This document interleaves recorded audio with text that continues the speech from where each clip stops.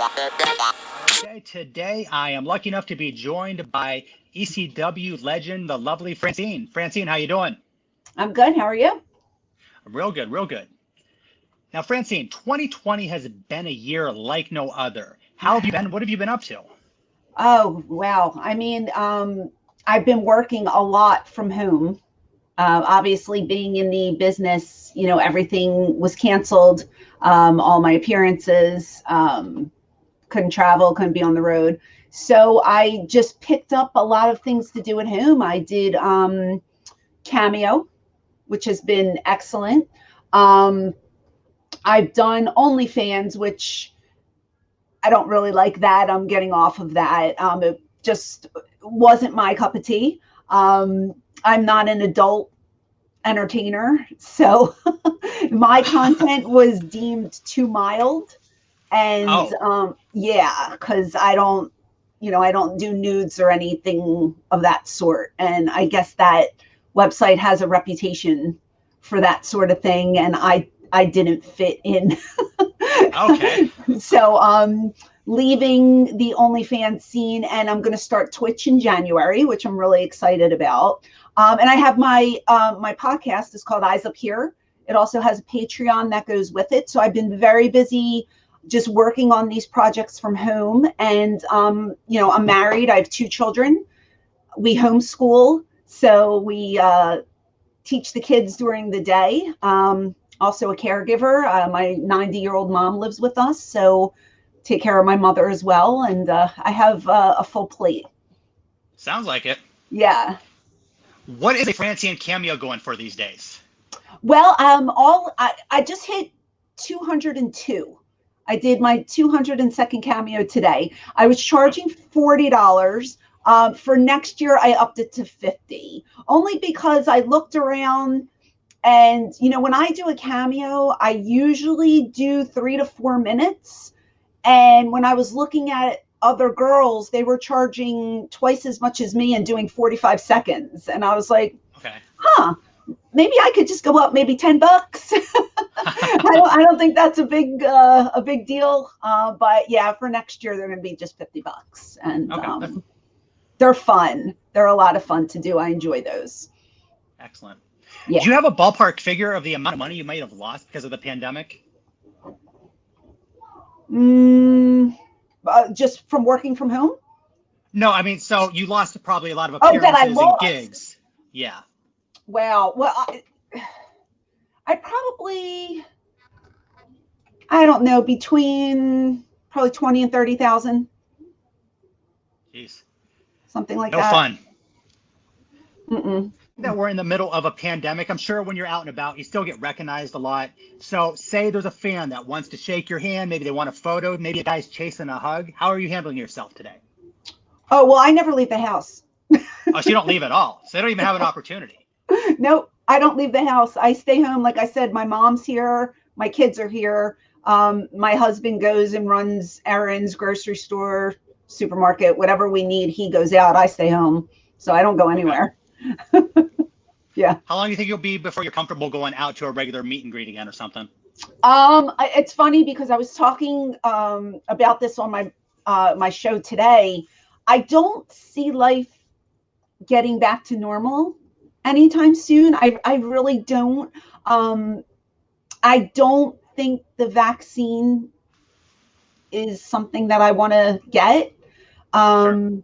So at that point, are they going to let people fly if you don't have the vaccine? Can you get on an airplane? Can you go work? I don't know. I don't feel comfortable putting it in my body. I don't see myself doing anything anytime soon. So I'm trying to just focus on my projects that I have out of the house. Okay. So it could be quite some time before you actually go to something and feel comfortable.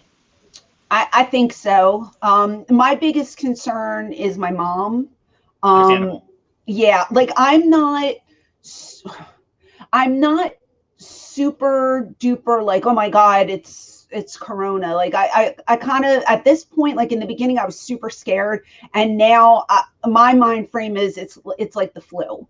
I think I can fight it. My body is strong enough to fight it. But because my mom lives here, I'm afraid to bring anything home and put her at risk. So that's my concern. If my mom wasn't here, I'd be out and about, I think, because I think I'm healthy enough to fight it off. But my mom is very high risk. She has like 3 different things wrong with her, and we just can't, subject her to anything. So she's my main concern. And I just don't want to put her in jeopardy. Makes sense. Are you a fan of wearing the mask? No, I wear it. When I mean, we have to wear it here. I don't like it. I'm honestly not convinced that it works. I read so much. There's so many things, but I do it out of courtesy to other people. I do it because you're supposed to do it. I'm not one of those people that would walk in a Walmart and rip my mask off and be like, I'm not wearing a mask. No, I follow the rules. I wear the mask, but no, I don't like it. I don't think anybody likes it. Like, who really wants to wear something over their face? True. You're not a fan of the mask? Are you the type of person that puts it under your nose or wears it on your chin? No, I wear it the right way. I'll give you an example. Yesterday, I had a gynecologist appointment. So yeah, I had to wear my mask. And, they brought me into the room and I was by myself and I left the mask on the proper way the whole time because there was a sign, you must wear your mask at all times. And I said, well, I don't know if there's camera in here watching me. I don't know what's going on. I was all by myself, but I left it over my nose and over my mouth. And I was in there waiting for my doctor for probably almost an hour. And I kept that mask on me. Very good. I probably could have taken it off, but I left it on. So it's crazy. Just a year ago, we would never think we'd be talking about something like this. Oh, it reminds me of like a sci-fi movie or something. Like it's so weird. There have been so many things that are going to be in history books that I've lived through, starting with 9/11 and now this whole coronavirus. And it's just, I could never dreamed it, it's a weird situation. So. Yeah, that's exactly how I've kind of described it to my friends and family. It's almost like we're in a movie. It's very surreal, kind of like you said, sci-fi or something along those lines. So let's kind of go to the beginning. What type of kid were you? Were you shy? Were you an athlete? I wouldn't say I was a shy kid. I've been pretty much outgoing most of my life. When I was in school, I was a cheerleader. So I didn't play sports. I played basketball with the boys at the playground because I was taller than them growing up. I was one of the taller kids, always in the back in the pictures and stuff like that. So when they would let me, I would play basketball because the girls they didn't play sports. The girls just stood and watched the boys play, but I wanted to play. So sometimes I would get on the court and I would play basketball, but most of the time I was a cheerleader. So. Okay. Yeah, nice. But I did like student council. I was on the yearbook committee, stuff like that. What's interesting about you, so growing up, you were not really a fan about wrestling, right? No, I didn't watch any wrestling growing up. I could tell you who like Hulk Hogan was, maybe Randy Savage at that point, because I had a bunch of nieces and nephews and the boys maybe would watch it. And in passing, I might have saw something on the television, but I didn't start watching it until like after high school. Now, all wrestling fans can relate to this. There's people in our lives that almost look down on you, almost frown. Like, were you one of those kids that'd be like, oh my gosh, you like that crap, or it's fake, don't you? No, because I don't remember anybody ever talking about wrestling growing up in school. Wow. I really don't. So it was that far out of your life. It wasn't like you had a group of friends that liked it and you just stayed away from it. You don't even remember it. I didn't have anybody who liked it. Like I said, if my family, if my nephews were watching it, maybe I walked by the TV and saw it on TV, but I don't ever remember them talking about it. I don't remember my friends talking about it. No one was into it. Mm-mm. So how did you transition into wrestling and ultimately ECW? So I started watching, and I don't even know how, but I started watching WWF and Global was the other fed that I remember. On ESPN. I guess. I don't even know what channel it was on back then.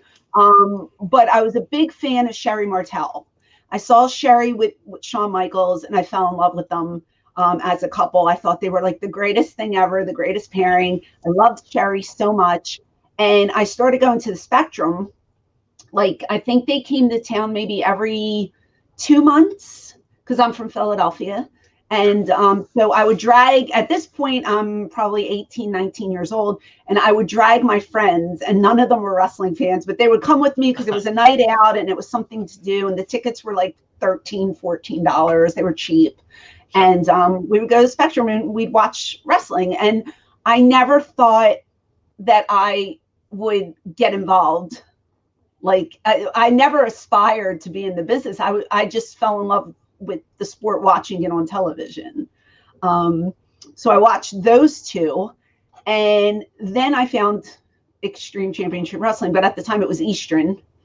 And it was on Tuesday nights at 6:00 on the Sports Channel Philly. And I remember just one day I was sitting in my living room and I was flicking channels in this empty arena. It seemed empty at the time, but it came up. And I said, oh, this is wrestling. I wonder who it is. And I couldn't tell you anyone that was on there. It was just a bunch of people I never heard of. And I said, I want to watch this. And I watched it. I ate my dinner. I remember I had a little TV tray and I was eating my dinner. And I watched it. And I said, oh, this is interesting. I want to watch it again next week. And I watched it for about maybe a month or two. And I remember I was working at a life insurance company and I absolutely hated my job. And I wanted out. But I didn't know what I was going to do with myself. I'm 20 years old. I don't know what's going on, Sure. you know? And the commercial came on and it said, do you want to be a manager? Do you want to be a referee? Do you want to be a wrestler? Call this number. I didn't know anybody in the business. I was just like, I'm going to pick up the phone. I'm going to call this number. And I did. And I think I left a message, and Lex Ortiz, which is Bob Ortiz, was our ring announcer. So his wife called me back and she said, well, you have to go meet Todd Gordon. And I said, okay. And she said, well, he works at a pawn shop, PAWN, down in Center City. I was familiar with Center City because I worked at 16th and Market, and he was at 10th. He was on Jewelers Row. So I said, okay, I know where that is. And she said, yeah, you have to go meet with him. I said, okay. So my dad drove me. My dad waited in the car because I felt like a baby bringing my father in with me. So he waited for me and I went in, I met with Todd, and I signed up for wrestling school. And like the first thing he tells me, well, first of all, they buzz me in. It's like bars on the windows. It looked like so shady to me, and I was petrified. I was like, what am I getting myself into? And they buzzed me in, and then it's all the girls were behind the glass, and they're like, you have to go down to that room. And I said, okay. I go down to the room, and there's Todd Gordon. He's just sitting there with his legs up on the desk, and he's like, oh, you're really pretty. You won't have to bump. And like, I didn't know what a bump was, you know, and I went, oh, okay. Yeah. And I sat down. Here, I signed up for wrestling school that day. And that's when it all started. So it wasn't necessarily a tryout. You were in wrestling school for how long? And then you joined ECW officially? Well, I was in wrestling school for approximately, I think, 2 months. And I did my first indie show. And a friend took me to an indie show, and I worked that show. And I caught the bug. And I was like, oh, this is fun. I think I can do this. JT Smith was my trainer. And Stevie Richards would come down to the school as well. So I was training with them. And one day, Todd Gordon, he said, well, you're going to have a match. So, and at this point, I'm thinking, okay, they want me to be a female wrestler. I had a match. After the match, I ran to the bathroom. I threw up because I was sick to my stomach. I was so nervous. And I came back out. And I think Todd, he called Paul, because at that point, Eddie Gilbert was leaving and Paul Heyman was coming in. So they told me, you have to come to Montgomeryville, Pennsylvania, and you're going to meet Paul. And I was like, okay. And they said, wear a dress because you're going to win a fake beauty pageant. And I said, okay. Excellent. I said, okay. So, but I remember, I think I went to like, I don't know if it was the mall or Sears. I went somewhere like that I would never usually shop at. And I was trying to find like these elegant dresses. It was this ugly pinstripe dress. It was all they had. And I bought it. And I went in the locker room and I shook Paul's hand, and he just said, you're going to take a choke slam from 911. And I said, I don't know what that is. Oh, wow. And he said, you don't want to do it? And I said, no, I'll do it. I just don't know what it is. We didn't learn that in wrestling school yet, you know? And he said, you'll know what it is. He'll guide you. Okay. And they introduced me as Miss Montgomeryville. I was this beauty pageant winner, the local beauty pageant. And I remember there were stairs. The locker room was like on a second floor. You had to come down this wooden flight of stairs. And I came down and I was like waving like the beauty pageant wave. Okay. And I did the bell. I was timekeeper. So I was timekeeper for most of the matches, I believe. And then I was just waiting for Al to grab me. And that's what happened. So he grabs me and he gives me the choke slam. And it was like the white noise. Like you could hear a pin. It was a gasp. And then you could hear a pin drop. Because no one knew who I was. I was thin as a rail. I was like 110 pounds back then. I was a skinny little thing. Nobody knew I was involved in wrestling, and they just thought I was this local girl that just got beat up. And so they put me on a stretcher. They took me to the back, put me in a car, and drove me home. So I never even went to the locker room. It was like so old school. Like I didn't even go say goodbye to anyone. I just went right home. And I remember going home saying, I wonder if I did good, because I got no feedback. No one told me anything. I didn't know what was going on.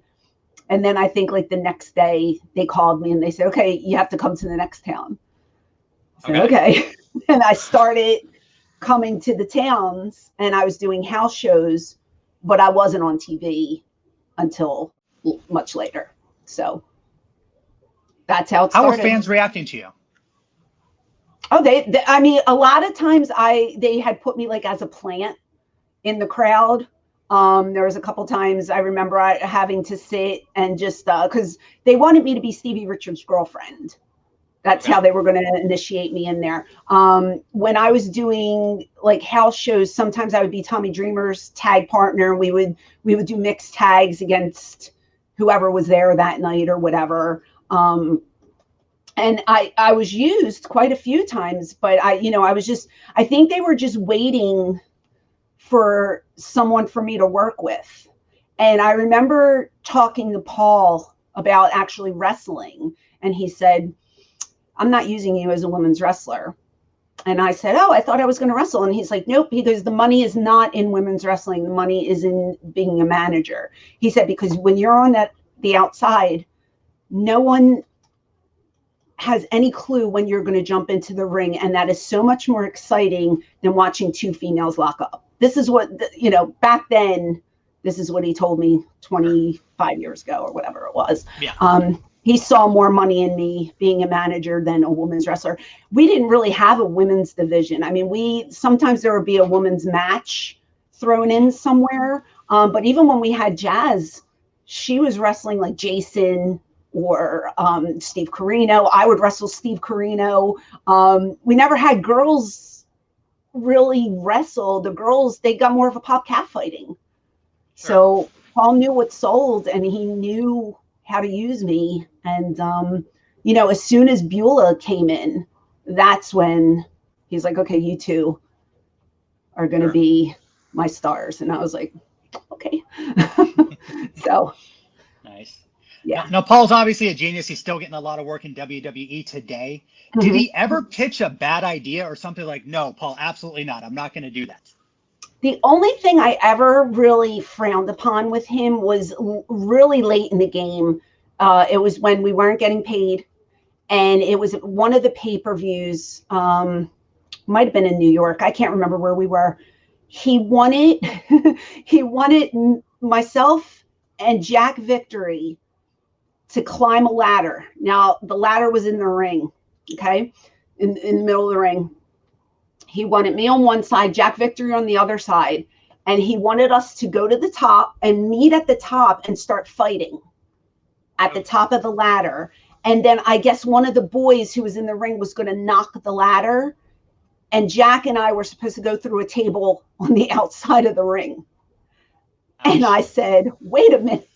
And Jack was like on the same page with me. We said, look, what if something goes wrong? We're not getting paid. Are you going to pay for like the hospital bill? Like, the guardrails there, we could have went into the guardrail. We could have cracked our head open. We could have broke our backs. Like, it was a scary bump.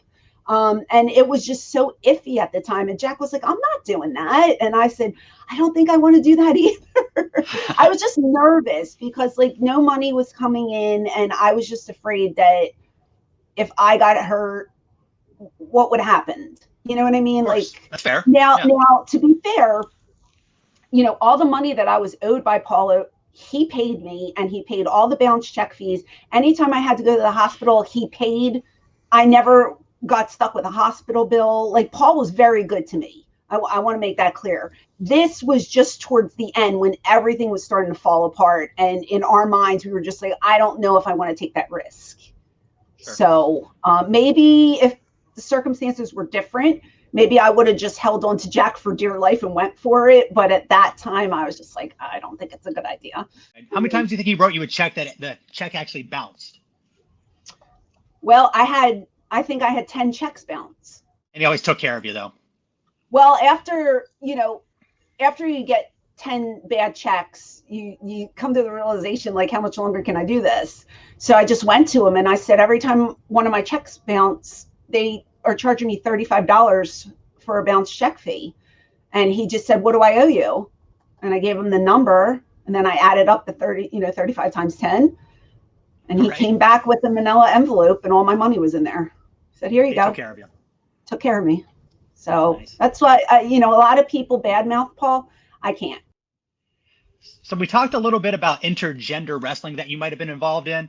So that would have been in the 90s. Were you a fan of that? Can it be awkward sometimes? You're a beautiful woman. You're mixing up with a guy. You're rolling around with him.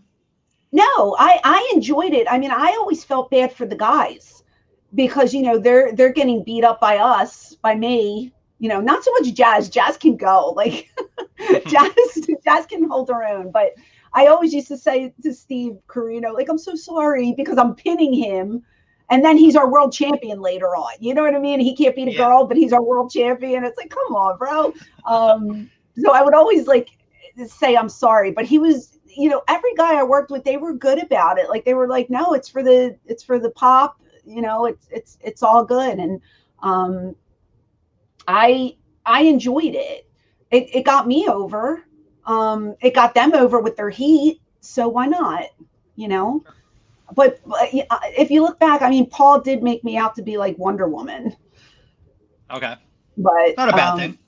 Not a bad thing. But I mean, I never, like, people always say, oh, did you politic for your spot? No, I didn't. It was just, I just happened to, I work hard. I never said no, except for that one time I told them I was scared to death to do that spot, but I was always on board with things. I was easy to deal with, and he always wanted to put me with champions for some reason. And it just worked. I know. But I was never I didn't want to politic. I didn't badmouth other people. It just happened that way, and like the Shane Douglas pairing was just so organic, and we clicked from the first minute that we met. Paul saw something with us speaking in the back, and I think a light bulb went off in his head, and that's how that pairing came about. Shane was helping me with a promo. I don't even think Shane was working for the company yet. It was after Dean Douglas, and he came back. Okay. Yeah, and he had come back, and I guess he was talking to Paul about coming back, but he didn't sign yet. And I was still with the Pitbulls, and he just saw me, and he pulled me aside, and he said that Paul was watching us talk, and he said just the look that we had together and the way I was listening, and he saw something, and that's where that pairing came from.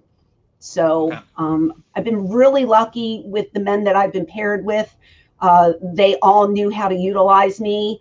They all let me give my input, and I just had the greatest career in ECW, so I cannot complain at all. Yeah, Shane Douglas has been in interviews where he said it might have taken you a little while to kind of get the hang of a couple things. He'd put you aside and he'd kind of mentor you. So would you agree that he did a great job with you early on? Oh yeah, he wasn't that I don't think he said you didn't get the hang of it, because I mean, we just did a shoot interview and he told me I picked it up from day one. My nerves got in the way. That was my problem. Even if I didn't have a spot and I just had to walk to the ring and do nothing, my nerves would eat me alive every single time. We'd be in Gorilla and I'd always say, I'm going to throw up. And he'd go, please don't. And I go, I'm going to throw up. Please don't. Like, it was just a running gag after a while, but I would always be so nervous. But then when I would walk through the curtain, it was like a light switch and I was fine. Sure. So it was just a nervous buildup, but he had so much experience under his belt and I was so green and I was just like a sponge. Like I would listen to him. I always listened to the entire match. I always wanted to know what they were doing because I wanted to help and I wanted to be ahead of the game. If I knew the chair spot was coming up, I wanted to be ready 3 spots beforehand so I didn't have to fumble and know where's the chair. I always had to, tell myself, like, you have to be on point. You have to know where everything is around the ring. And my timing was pretty good. I just didn't want to disappoint anyone. And, Shane just helped me through everything. And he was just a really, really good teacher. So, yeah. And thank you for correcting me. Yes, it was nervousness. It wasn't really get the hang of it. Yes, I do recall exactly what you said. Now, as a wrestler, your job generally is to get a reaction, whether it be good or bad. Were you ever in a situation where it was crickets, you heard nothing, and how would you handle that? I don't think I've ever bombed that bad. I don't. I mean, if there's crickets, you could always do one of these things and get the crowd to boo you. But I don't ever recall us being in that situation. I mean, Shane and I had a lot of heat, a lot of heat everywhere that we went. And one of the things that was great about me is, I would wear those tiny outfits and you initially get a pop, but then I can turn them right away. And 2 minutes later, they're booing me. And that's what you want as a heel. You want to be booed. You don't want that cheer. You know what I mean? So I always tried to turn them, and it always worked. So I think they just love to hate us.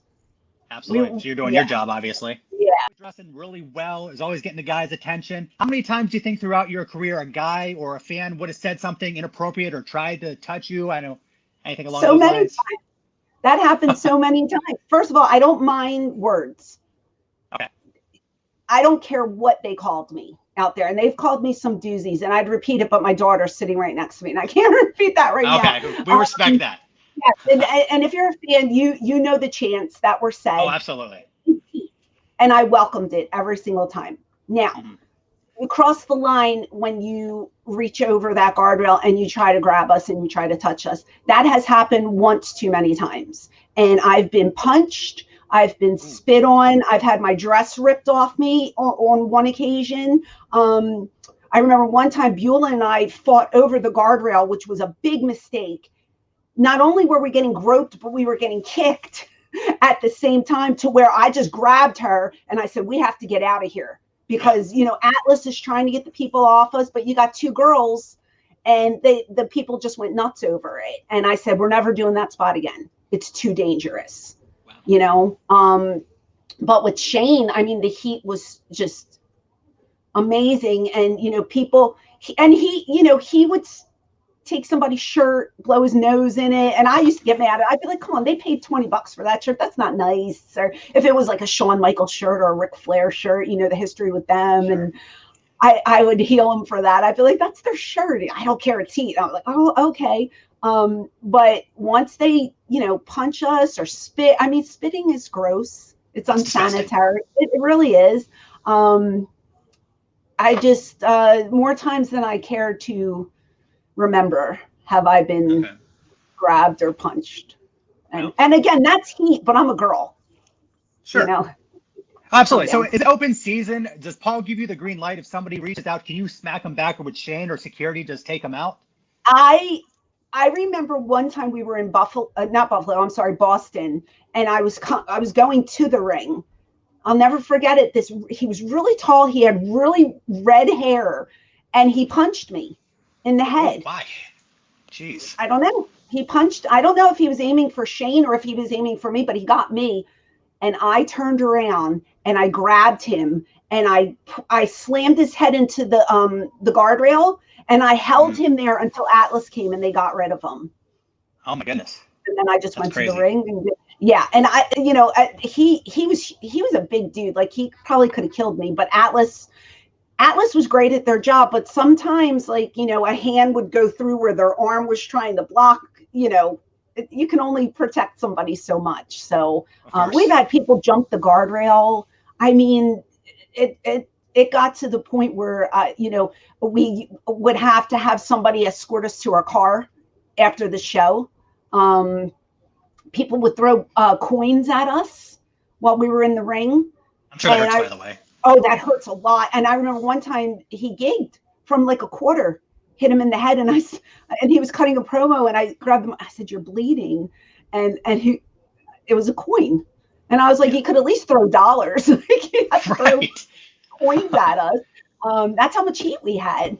And, you know, I know the stories about people in Puerto Rico getting stabbed and stuff like that. Never got to that part, but we've gotten our share of crazy people trying to smack us around.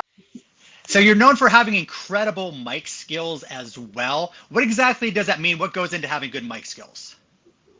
Well, thank you. In the beginning, I was so nervous to speak on the mic. And then, you know, Paul just gave me free reign, and he would give you verbatim, or he would give you bullet points to hit. And then you could just, you know, and I would just go over it. And you just need to know when to pause. You need to listen to the crowd. And that's a lot of the problem with, like, people today when they're doing their promos, they're talking over the heat or the cheers that they're getting. You can't even understand what they're saying. And I've learned, if you hear something, you just wait and you take a breath, you let the crowd react to you, and then you keep going, and it's more effective that way. But I learned a lot from Shane as well. I remember one tip he taught me: if you forget what you're talking about, just laugh. Do a little evil laugh, and then you'll remember, and then you get your bearings, and then you can continue. And I've used that tip. Sometimes in your own brain you get thrown off, or, you know, you just have to take a minute to relax. And you know, it gets easier the longer you're in the business. It gets easier. Get more comfortable. At least for me, it did. Yeah. Sure. Yeah. And you brought up the pause. I'm sure that's very important. So is that similar to basically a comedian? He could be telling you the best joke in the world, but if the timing's off, it might not go over well. Or if he says it where people don't hear him, it's the timing's going to kill everything. Yeah, I mean, I watch, you know, I don't really watch a lot of wrestling nowadays, but I see some stuff like on Twitter and whatnot, and it's just, you know, people are talking over reactions, and I'm just like, slow down. They're trying to get the words out. Maybe they're thinking they're going to forget what they're going to say, or it's too quick. Delivery's too quick. You just need to slow it down. You need to calm down, and you need to listen to the people. Now, I know lately it's a moot point because there's hardly any fans in the building because of the pandemic. So that's a different story. Yeah. But I was always taught to just take it slow and listen to reactions. And it helped. A good example I can think of for probably yourself is, I believe you're talking to Joey Styles. You're like, I managed this champion to the World Heavyweight Championship. Did I not? Pause. Did I not? And so you're pausing, you're getting the reaction from the crowd, and Styles is making the facials and everything. Yeah, you're working, and you're working together. You know, we're all there for one goal. You know, we're all working together, and if you could play off each other, and that makes it 100 times better as well. And Joey was great with his facials, and I think Jerry in the background in that promo too. Somebody was back. So. Yeah, I think it was Jerry Lynn, so. and he. I believe Jerry Lynn definitely was there, if I'm not mistaken. Yeah. It's just you know, it was a big group effort, and like I said, I was blessed with everybody that I got to work with. So such good memories of that company. That's awesome. Yeah. Sure. So now, a lot of times I'll hear throughout history, there'll be a wrestler. He's an incredible technician. When you go out to a bar, you go to a restaurant, he's funny, he's hilarious, or she. But for some reason, it doesn't translate to the ring, and they say they have terrible mic skills. Why do you think that would be for somebody? I don't know. That's a good question. Maybe they're more comfortable in their own element outside of work. And it's just, I don't know, it just doesn't carry over for some reason. It's weird. It's like in this sport, you either have it or you don't. You have to have everything in order to be super successful. So you might have a look, but you might not be able to work, or you might be able to talk, you know, but you might not be able to remember a promo. What do you do? It just, there's a lot that goes into being a well-rounded performer. So I don't know. I don't know how to answer that question. That's it's a doozy. It's a doozy. Yeah. We'll take it. Nice. You did a lot of work with Sunny. What can you tell me about her? So she's been a friend for, oh my gosh, years and years and years. And I remember, you know, I was very close with Candido. Him and Bam Bam and Shane, Triple Threat, you know, we were close in and outside the ring. And I remember Chris saying, I'm going to bring Tammy to the arena. I was like, awesome. People warned me, you're not going to like her. She's cutthroat. She's out for your job. Be careful, blah, blah, blah. And so my thing is, I like to give everybody a chance. Even if I hear things, maybe they'll be good to me, even if they weren't good to you. I don't know. So I always give people a chance. So I remember seeing her in the arena. I was walking this way and she was coming this way. And we kind of looked at each other and she reached out and we grabbed each other's hand. And she's like, I've been waiting to meet you. And I said, yes, we have to talk. And she was like, yes.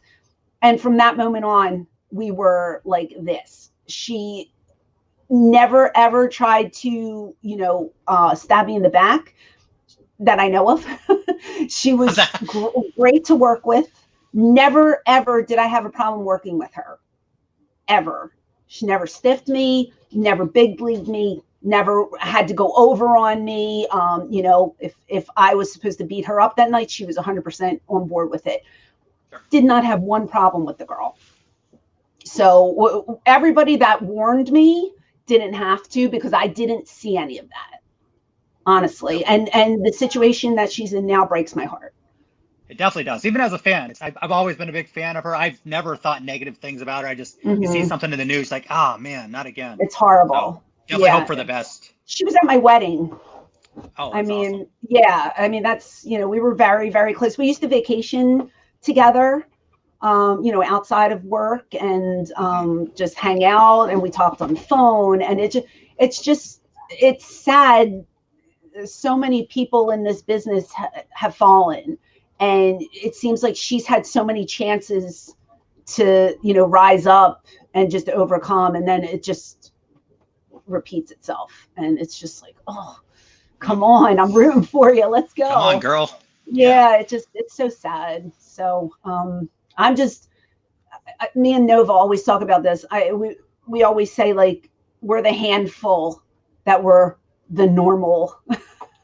And I hate to use that term because you got to be a little wacky to get into wrestling anyway.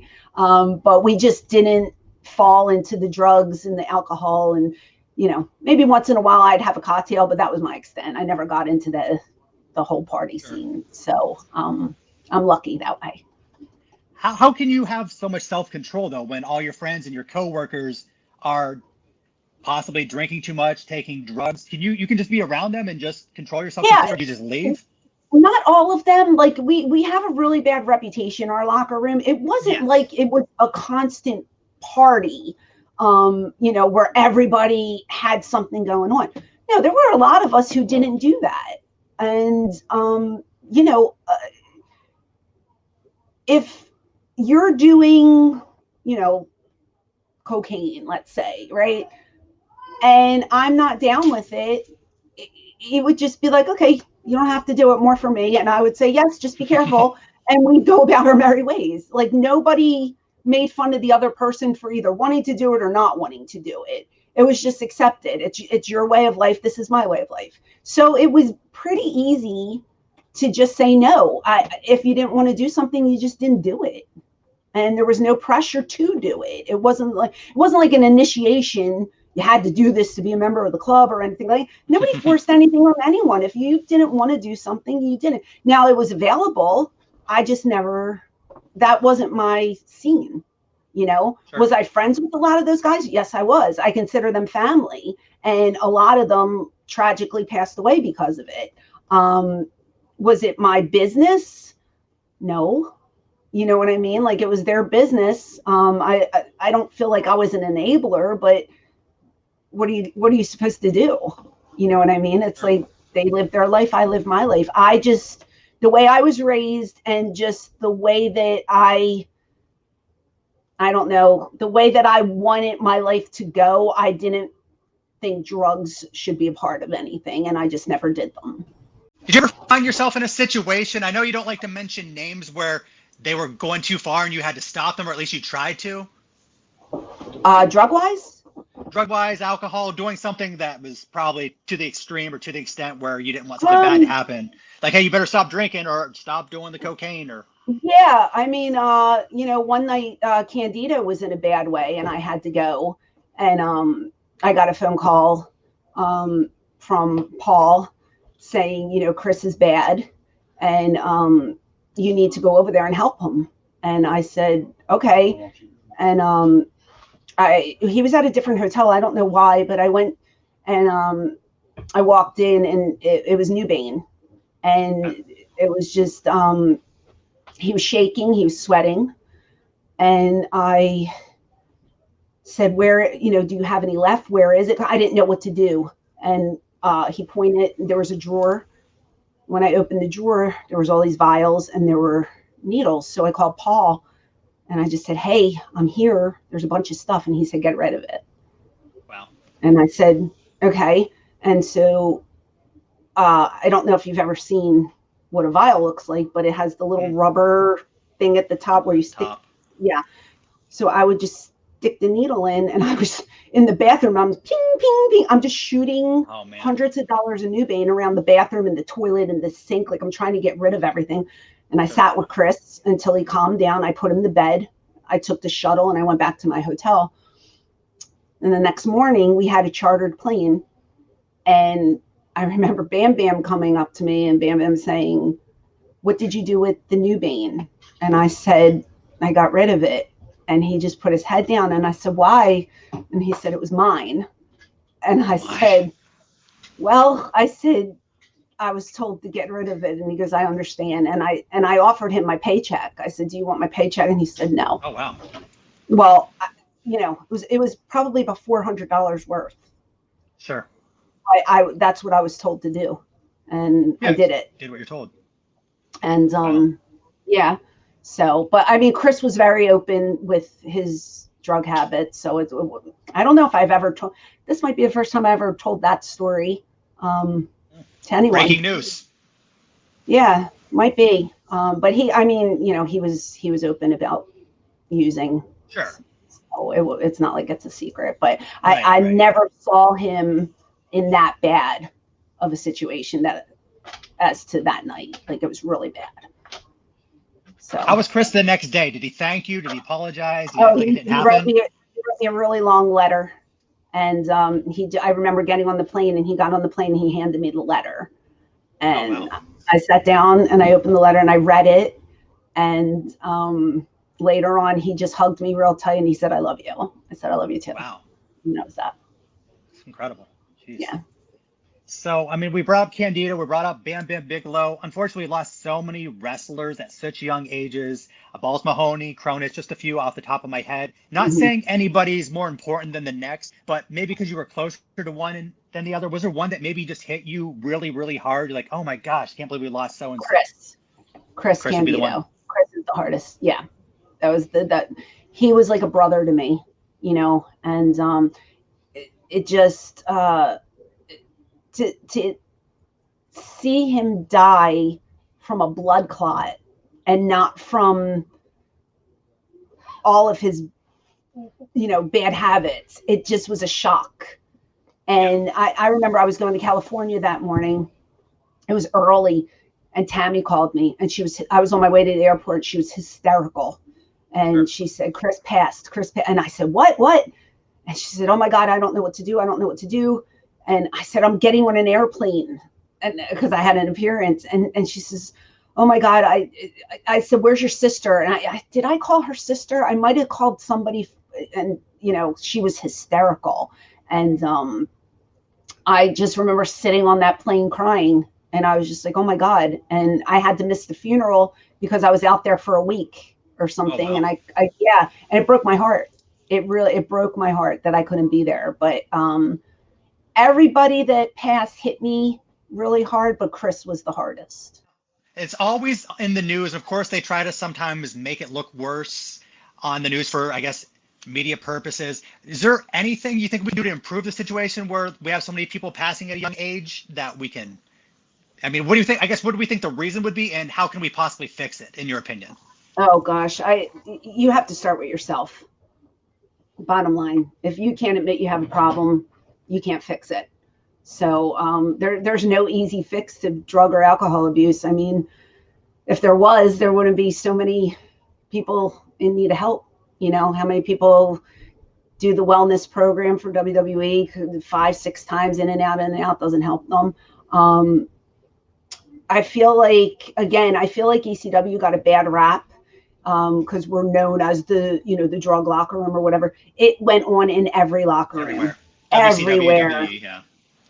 And it goes on in football feds and baseball. It's known everywhere. So every time I hear that, I think maybe we got it because our guys were just so vocal about it and didn't care and told stories and shoot interviews. Yeah, I was doing this with this guy. I was doing this with this.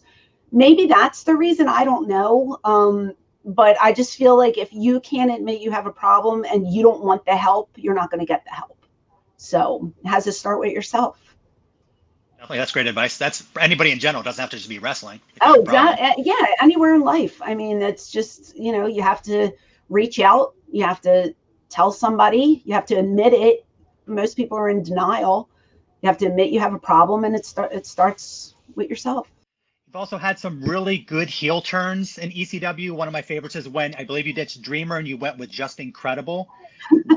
What's the goal there? I mean, what do you think? You want a bad reaction from the fans? You want them to hate you? What does Heyman tell you to do, I guess? Oh, you definitely want them to hate you.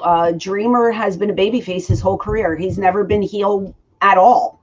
Now, I don't follow him now. I don't know what he's doing now, but in ECW, he was babyface the whole time. So of course, when I turn, I want to get booed. I want that reaction to be a heel reaction. That's exactly what happened. I don't know if anybody knew it was coming. But the whole thing was I was in a Raven t-shirt and the cutoff shorts. And I said, well, I'm going to wear like this little tiny thing underneath. And then when I can rip off the shirt, and then I'll be back to Francine, wearing dresses and stuff like that, even though I had atomic sneakers on, but we won't talk about that. But yeah, of course I wanted a heel reaction. I got it. Definitely. Yeah. What can you tell me about Just Incredible? Oh, he was great. He was another guy that was great to work with. Clicked with him right away as well. PJ was kind-hearted. He always listened to. It was more, same with Shane. It was more like a partnership. It wasn't like I'm going to tell you what to do and you do it. It was like a collaboration. And I was more comfortable with PJ because I had a couple years under my belt now. Working with Shane for 3 years, I've learned so much. I felt more confident in myself. I'd done more, over the years. So I was pretty secure at that point, and I think that we made a really good pair. Ever reached out to him, or has he reached out to you over the years? Or oh yeah, I've kept in touch with him. I had him on my podcast. Seems like he's doing okay. Okay. I talked to him maybe last month is the last time. But we reach out if there's booking that comes up, he'll ask me if I want to do this or vice versa. Yeah, we've kept in touch. So he's been doing well. So you had a couple of times throughout the 90s that WWE tried to recruit you and you turned them down. Is that correct? So the first time, and Bruce Pritchard says different. Bruce was not on board from what I hear, but there was a man named Ed Cohen. I don't know if you recall him. He worked in the office. And they were looking for a sister love. And I was getting calls from the office to be this sister love. They wanted a mainstay. They wanted somebody constant. They didn't want to keep pulling like a model from each city and bringing in like a different girl. They wanted like the same girl to walk with Bruce to the ring. And so this was maybe, it was early. It was like 95, 96, something like that. I was so green. And I think I would talk to him maybe a month, 2 months at the max. But he just kept telling me, you'll make more money with us. You'll make more money with us. And then if I wasn't home, he'd tell my mom, your daughter will make a ton of money. Paul's not taking care of her. So then when I would come home, my mom, oh, that Mr. Cohen called. He's so nice. And he said he's going to take care of you and give you lots of money. And I just like, no, Mom, that's not it. That's not the way it works, you know. But after a while, I felt guilty. I felt like I was going behind Paul's back. So I just went to Paul and I said, well, Ed Cohen keeps calling me, and his face just dropped. Uh-oh. And he said, oh, well, he knew, you know. And he said, well, what are you going to do? I said, I don't know. And he says, I can't compete with them. I don't have their money. And I said, can I just get a raise? And he goes, yeah. And I said, then I'll stay. And he goes, great. And he hugged me. And I told Ed, I'm staying. And that was that. So that's how I got my first raise. And then when we went bankrupt, and Paul started working right away for Vince, I got a call. And they wanted to put me with X Factor. You remember X Just Factor? Incredible, right? Just Incredible, X-Pac, and Albert. Yeah. And they wanted to put me, and he said, you're going to start right on Raw, and you're going to be against Lita and the Hardy Boys. And I think they wanted me to wrestle. And at that point, I didn't want to. And I was just like, I'm not interested. And Paul's like, are you crazy? This is a great opportunity. And da-da. And I was like, I'm not really interested, you know? And nothing came up. He said, well, just send your pictures in. So I did. I went and I sent my pictures to him, but I was like, I don't want to wrestle. And, you know, when you go to WWE, that's what they want the girls to do. And I just wasn't into it. So I didn't do it. And then, the next year I worked for TNA when they first opened up. I worked for them a little bit. I was a constant on the indie scene. I worked all the time on indies. So I made a living, you know, between 2001 and when I signed with WWE in 2006, I was just doing indie work. And I was making a great living off the indies. And then, you know, One Night Stand comes up and I get a call to go into there. And I was like, yeah, sure. And I'm thinking it's just one shot deal, no big deal, you know. Shane had his show on Friday. And then Sunday was the pay-per-view for Vince. And so I did both shows, didn't think anything, came home. Then, not even a year, I get a phone call. Oh, they're bringing ECW back. And I was like, what? You crazy? And no, they're bringing it back. And you're going to do exactly what you did for Paul. And my gut told me, do not sign the contract. But my head said, well, it's your last run. I'm 34 years old. It's my last shot at making some kind of money. Give it a go. I didn't want to do it, but I signed. And I asked to sign a year deal, and they said, nope, you need to sign 3 years because the office wants to know you're loyal. And I was like, okay. So I signed for 3, and I knew I wasn't going to last 3 years, and I lasted 6 months. Oh, wow. 6 months. Yep. And I got paid 3 months after that. Can't appear anywhere. We'll pay you. I said, okay. So you weren't real happy. You asked for your release after the 6 months? Is that how it was? Or they released you? So I asked for my release early on, and I literally was in Johnny Ace's office crying my eyes out, like, please send me home. Please release me. No, we're not going to release you. I was like, why? You're not using me. I would come with all these ideas. I told Vince right to his face, I want a bump. I wanted, Kevin Thorne. Well, I'm jumping ahead. So I go to Johnny Ace, I'm crying. And he says, we're not letting you go. Just be patient. And I said, I was told I was going to be a manager. You're making me do these dumb bikini contests, which I never had to do in my 20s. And now I'm like 34 years old. And I'm strutting around and I don't feel comfortable doing this. I don't like it, you know? And he says, just go back to catering and get something to eat. So I go to catering, I eat, and I go to get my draw because they give you $200 for the road. And I'm in line and I hear Vince. And I hear Vince go, Francine. And I turn around and he's like, can I talk to you? And I go, yeah. And he goes, do you want to take a walk? I go, okay. This is Vince McMahon. Like, all I've done in the past is shake his hand. How are you? You know, very small talk. Now I'm walking around the building talking about whatever. And, you know, he's like, I hear you're upset. And I said, I just wanted to go home. I just wanted my release. And he's like, you know, beautiful women are a dime a dozen and you're beautiful, but I don't know what you can do. And I go, didn't you buy the tape library? Don't you have the ECW library? And he goes, but I don't watch it. I don't watch it. I don't know anything about you, he said to me. And I'm thinking, well, how can you hire people and not know a thing about them? Does that make any sense to you? Because it didn't to me.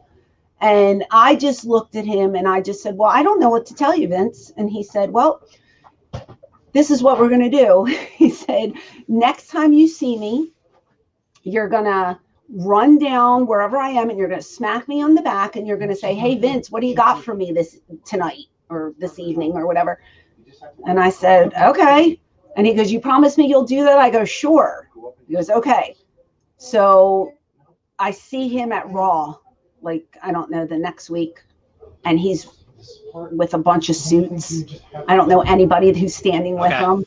I ran like a lunatic. I ran down the hallway in front of everyone. And I smacked him so hard on his back that the people around me were like, what is this crazy woman doing? And I said, hey, Vince, what do you got for me? And he goes, that's my girl. And he hugged me.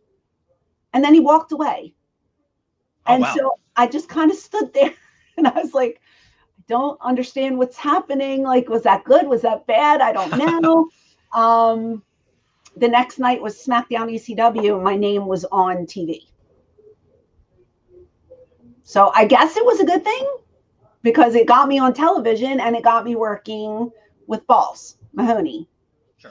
And so when you work an angle, you have to go over everything beforehand. You go over your entrance. Vince stands at ringside and you walk out to your music. You get in the ring. You show him what you're doing that night. And I was working with Shelly Martinez, who is Ariel, and Kevin Thorne. And we do our deal. And I stopped everything. I walked over and I said, can I take Kevin's finisher? And he goes, oh, no, Francine, we don't do that here.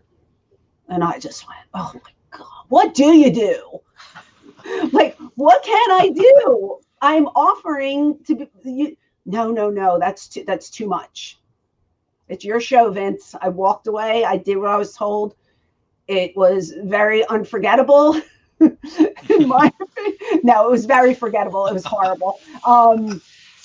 It was, I think they gave us like a minute and a half or two minutes at the most. And then we started doing it on house shows. I was managing Balls and the reaction was great. And I remember Johnny Ace pulling me aside and he's like, wow, you guys are really over, you and Balls together. And I was like, yeah, this is what I wanted to do. And then Balls took a drug test and he tested positive and they sent him home. Okay. And now I have no partner. Oh. And so I get a call from Finkel, Howard Finkel, who I love dearly. Oh, Francine, get your bikini. And I'm like, oh, no, Howard, please, no. Just, I don't want to. He's like, I'm sorry. And I was like, damn. Yeah, so I was back to the stupid bikini contest. So I got to work for maybe, a month. Sure. Do what I loved. And then it was right back to doing bikini crap. It was terrible. Yeah. So I did, at that point, I was just like, I don't care if they send me home. And then I got a phone call like, we don't know what to do with you. And I was like, oh, okay. Yes. Yeah. Well, but I even remember like Justin Roberts telling me, they told me not to call you the Queen of Extreme because of Queen Charmel. so I can't even announce you as, and I'm just like, oh, that's part of your gimmick. That's your character. I used it 13 years prior. Like, what? Yeah. Are you kidding me? It was just, didn't like it. Yeah, it doesn't sound like it. It was just not good. So, it wasn't my cup of tea. Sure. It's just crazy because you turned down opportunities with WWE. When you finally got there, you weren't really happy and you couldn't wait to leave, when that's almost every wrestler's goal is to get to the big leagues, make it to WWE, and you're just like, yeah, it never was my goal to work there. Like, I never wanted to be on WrestleMania. I never wanted to work for that company. Like, if ECW didn't go under, I would have stayed with them forever. I had no plans to leave that Fed. Like, that was my home. I told Paul, if you can't use me anymore, I'll sell tickets. Like, I'll just do something, you know. I was very happy and very content there, and never, ever wanted to work for Vince. But when the opportunity came, I just figured, you know, this might be my last shot to make money, because as a female, 34 is not young, you know. So I said, this is my last shot. Let's go for it. And it pretty much turned out the way I thought it was going to. And my gut was 100% right. Now, if they would have told me you're going to do bikini contests, I would have never signed. Okay. I would have never signed that contract, because that's no amount of money. No. Sure. I wasn't comfortable doing them. No, it wasn't fun. Yeah, it wasn't fun for me. I was told I was going to do the exact same thing that I did in ECW. They said you might even be a mouthpiece. We might pair you with someone who's not good on the mic, and you could be their mouthpiece, because usually managers do that. And I said, excellent. Then once I got there, the rumor was I was supposed to be with Test, and we were supposed to be this big monster heel team, which I loved, because I was like, that's going to be great. Don't even know what happened with that either. That would have been awesome. I can already just thinking that would have been great. Everything that I was told did not happen at all. So, I mean, there's only so many times you can pitch an idea. Okay, sure. Yeah. And then nothing happens. Sure. You hear this so many times with guys that are there. And I always tell people there is life after WWE.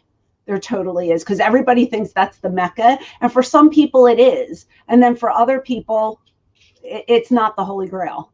You know, there are other things in life, and you will be successful other places. So, yeah. If you grew up a fan of wrestling, do you think you would have thought WWE was the Mecca, or you would have been more willing to stick around longer? I mean, possibly. I don't know. I can't answer that, because it didn't happen that way. Who knows what I would have thought? I don't know. I mean, I watched it, you know, as a 19-year-old, I was devoted to WWE at one point. Or WWF it was back then. I told you I adored Sherry Martel, and I loved her with Shawn Michaels. I thought they were like the greatest pair ever. But I didn't, you know, at that point, I didn't really think that I would get into the sport. And then once I did get into it, never wanted to work there. I did, and I never wanted to work for WCW either. It was like ECW was my home. These were people that I trusted and loved and respected, and I never wanted to leave. And it sucks, because we had so much more life in us. We were still so young when the company folded, and there was so much more for us to give. And it just, I think back sometimes, it makes my heart sad, because I was like, we had such big plans, and it just didn't get to happen. So it's sad. Anything you would have did differently throughout your career? I don't think so. I honestly don't think so. I don't think I regret anything career-wise, you know. But one wish would be to possibly keep ECW open longer, because you guys were so young. You're in the prime of your career. Of course. Yeah, that's a given. I mean, when you have a locker room that works for no pay just to keep something going, that tells you something, you know.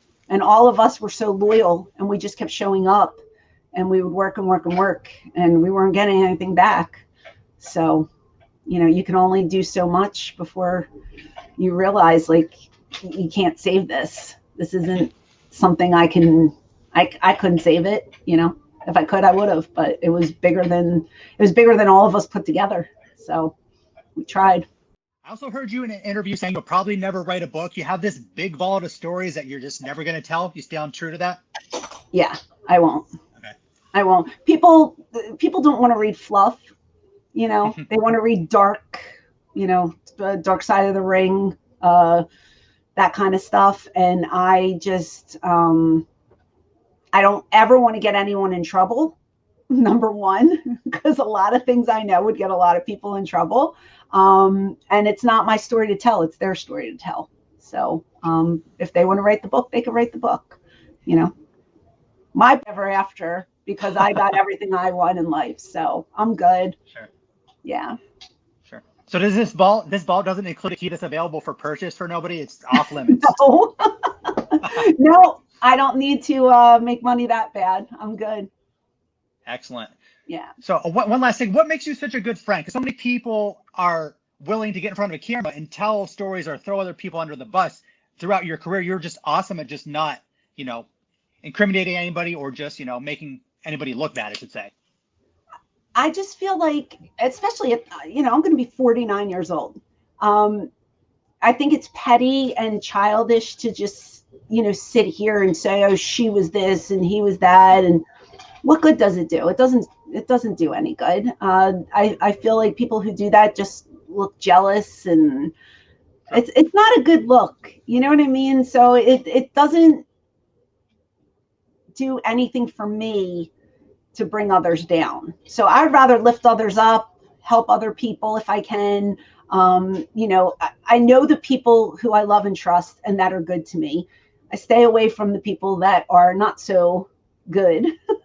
And I have a core group that I've been in touch with for 25 years, and they're my friends, they're my family.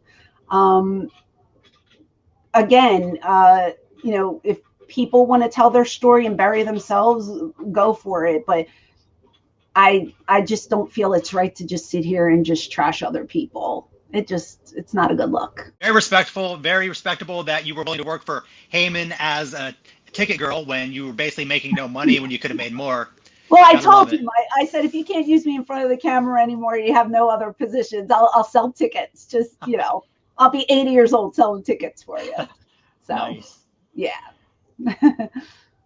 Well, Francine, it's been an absolute pleasure talking to you. Anything else you would like to promote? How can fans keep up with you? So my Twitter and Instagram, I don't really do Instagram, but Twitter is ECW Diva Francine. Twitch will also be at ECW Diva Francine, and patreon.com/Francine podcast for that. That's a lot of fun. My podcast is called Eyes Up Here. And then Cameo information is on my Twitter page. You can see the link up there. I'm going to take a week off and enjoy New Year's and my kids and family, and I'll get back to it in the new year. But I just want to work as hard as I can for 2021, and I hate COVID. Yes, I agree. I hate COVID. You suck, yes. COVID. Right. The bar's not set very high for 2021. Things have got to get better. Let's hope. Let's hope and pray it does. But if it doesn't, I will kick ass from my house, and I will do as much as I can from here. So, excellent, Francine, absolute pleasure. Thank you so much for your time. Thank you so much. Happy New Year to you. Happy New Year. Thank you. All right. Thanks. Bye-bye.